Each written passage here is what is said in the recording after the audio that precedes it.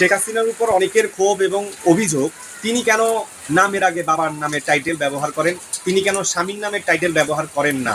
যেমন খালেদা জিয়া তিনি তার স্বামীর নামের টাইটেল ব্যবহার করেছে, কিন্তু শেখ হাসিনা তার বাবার নামের টাইটেল ব্যবহার করে। এটা নিয়ে অনেকের অভিযোগ।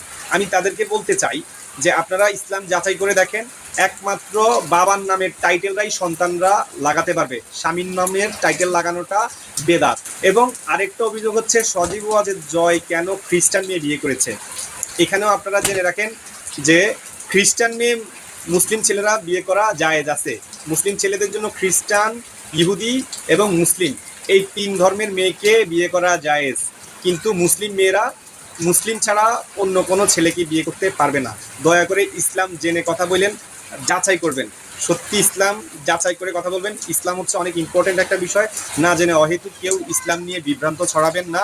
আমরা মুসলিম, আমাদেরকে কবরে যেতে হবে, আমরা যে যেই দলই করি, আওয়ামী লীগ বিএনপি যে যে দলই করি, আমাদেরকে কবরে যেতে হবে। তো আমি আওয়ামী লীগ করি, আওয়ামী লীগ থাকলে বাংলাদেশ থাকবে, আওয়ামী লীগ না থাকলে বাংলাদেশ ধ্বংস হয়ে যাবে। আজকে দেখেন আওয়ামী লীগ নাই ক্ষমতায়, চুরি ছিনতাই দর্শন গুম কুম হত্যা লুটপাট চাঁদাবাজি সবই চলছে বাংলাদেশে। তো মুক্তিযোদ্ধারাও আজকে অপমানিত, স্বাধীনতা নিয়ে প্রশ্ন তোলে, কয়টা দল প্রতিবাদ করেছেন? তো সেই জন্য আমি আওয়ামী লীগ করি, আর আমি আওয়ামী লীগ সুসময় করতে আসিনি।